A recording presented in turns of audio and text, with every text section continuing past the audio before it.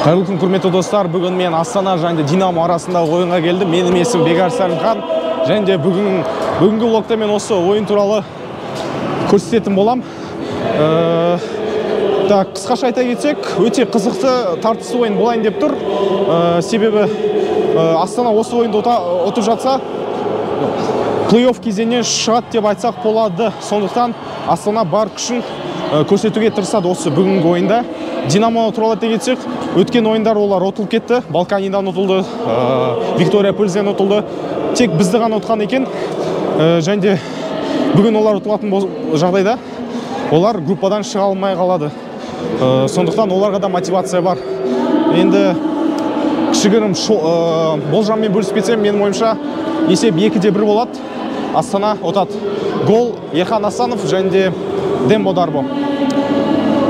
Ал мен қазір алаңға кеттім. Сәттілік. Ойыншылар алаңға шығуда.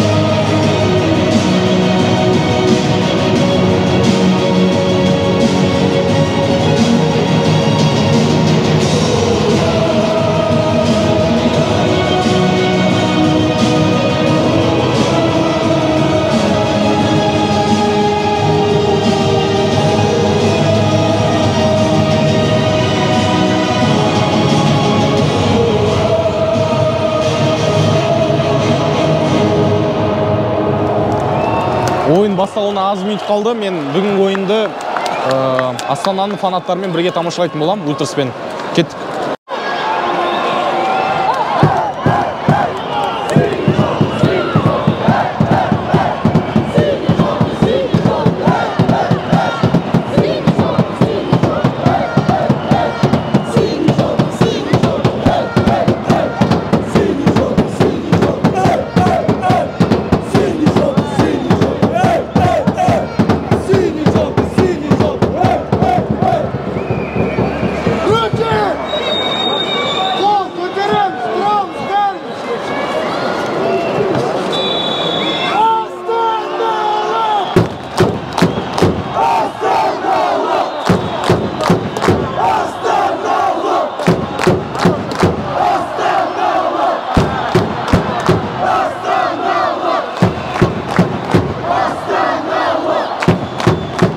Ойын басталды. Атмосфера топ. Астананың жанкүйерлері бөліп. Астанаға сәттілік. Локтың басын басқа воротаның артынан тұрған болатынбыз, бірақ басқа жерден бастаған болатынбыз, бірақ себебі Астана оның алдында сол жақтан бастайтын, бірақ осы жолы мына жерден бастапты. Сол үшін осы воротаның артына келдік, түсіреміз. Екінші таймда сол жаққа ораламыз. Астананың шабуылы Дембо Дарбо. Давай, Астанов, Эля! Пенальти! Пенальти! Пенальти! Гол! Пенальти! Ерхан Астанов.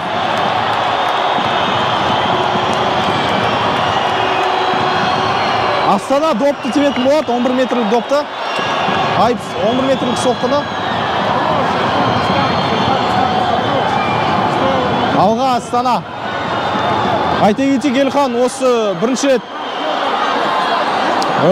рет осы Астана составына кірді. Оның алдында көптеген ойындарды запасқа отырған болатын. Қазір пенальти тебетін сәт. Допты Дембо Дарбо тебет.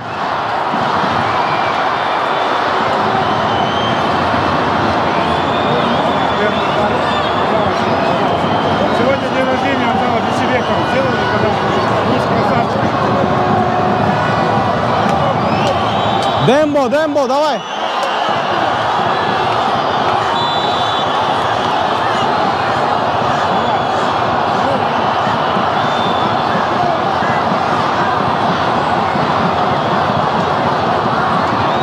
Дембо, давай! Ой, ёбаный! Ебай! Тағы бір мүмкіндік.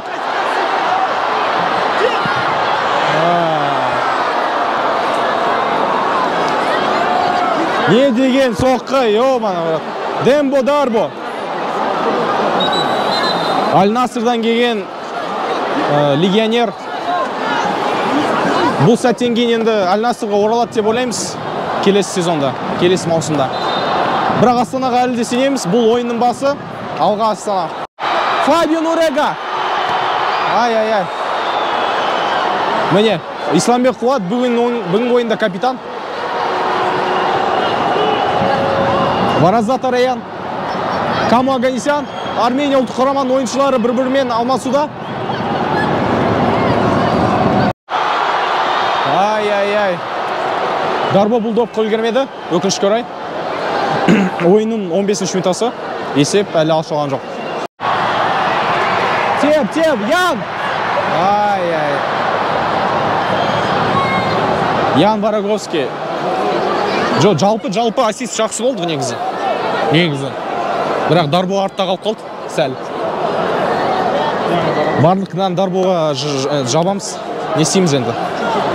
Есеп ойынның 19-ші минутасы. Әлі уақыт бар. Астана шабуылы еді. Ойынды қайтан Астана бастайтын болады.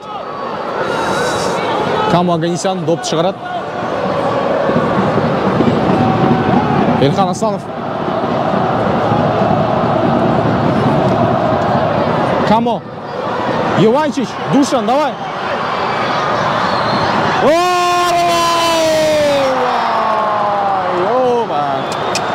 Ян Вараговский. Жақсы ойын көрсетіп жатыр Ян. Әзірше жақсы ойын бітіріп көрсетеді деп ойлаймыз осы бүгінгі ойында. Есеп әлі де 21-ші минутта 0-0 ашылған жоқ есеп. Сәттілік Астанаға. Арбо, давай! Дарбо! Әттеген-ай, міне тағы мүмкіндік бар. Камо Аганесян, Дарбо!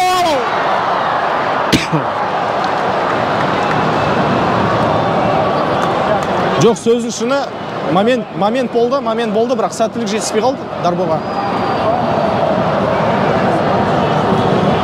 Камо Аганесянның пасы да жақсы болды, әдемі болды. Түбі гол соғады Дарбо.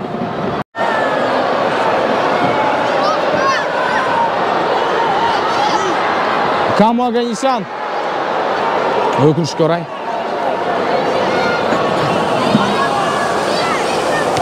Допты астаналықтар жер болды. Ойынның 32-ші минутасы.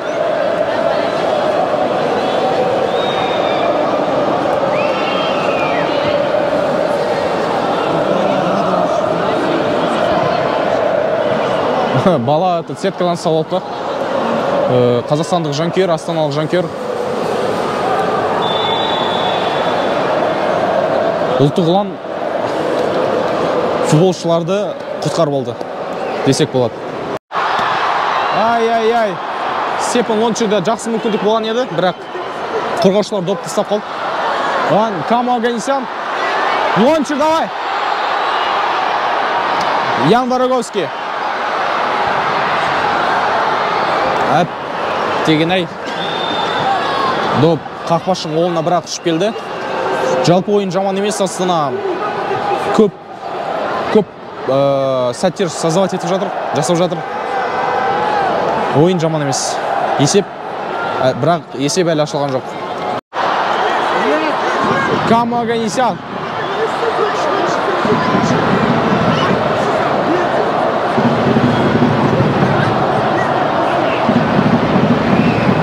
Варазат Араян. Так.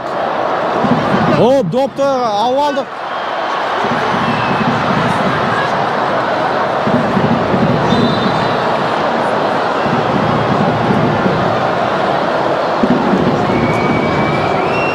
Қуатқа сары қағаз көрсетілді. бүгінгі ойынның капитанына, Астананың капитанына. Динамо қазір айып соққысын орындайтын болады. Давай, Дарбо, давай!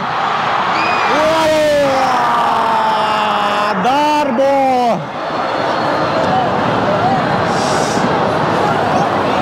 Өте жақын болған еді. Әттеген ай. Дарбо. Бүгінгі ойынның антигеройы десек болады. Как минимум бірінші таймның. Астанаға бірақта сенеміз. Степан Лончан. Ай. Дарбо. Қауіпті сәт болған еді, бірақ өкінішке орай алға Астана. Бірінші тайм аяқталды. Тайм туралы айта кетсек, ойын нашар емес, жалпы нашар емес. Астана шабуылда Динамодан қарағанда жақсы ойын көрсетті деп айтсақ болады. Көптеген сәттер болды Динамодан қарағанда, бірақ менің ойымша сәттілік жетіспеді завершенияда. Сондықтан голдарды көрген жоқпыз осы таймда. Және де пенальти салсақ уже жақсы болушы еді жалпы. Дегенмен Астананың жеңісіне сенемін, және де сенімдімін. Менің ойымша 1-2 гол болады. Точный счет 2-1 болады Астананың пайдасына. Бағана айта кеткендей, соған әлі де сенемін.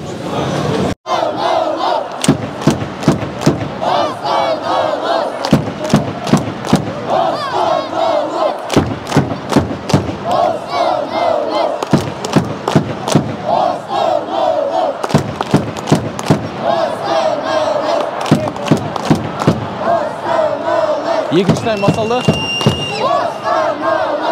Айта кетейік, есеп әлі ашылған жоқ, 0-0. Осы таймда Астана пайдасына есеп ашылады деп сенеміз.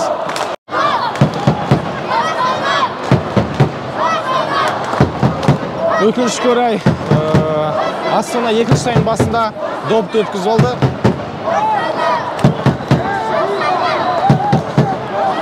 Есеп 0-1. Бірақ дегенмен Астанаға әлі сенеміз. Екінші тайм енді ғана басталды. Әлі уақыт бар. Алға Астана.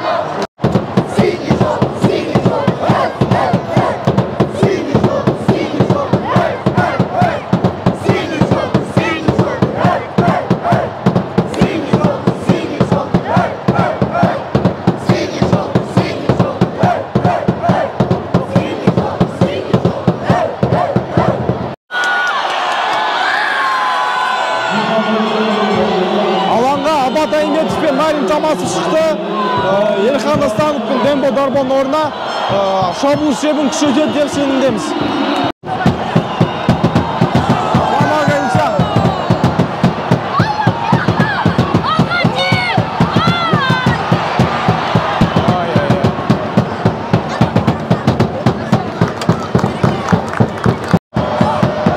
Астана айып соққысын орындайтын болады. Топтың алдында Исламбек Қуат. Марин Томасов қателесті.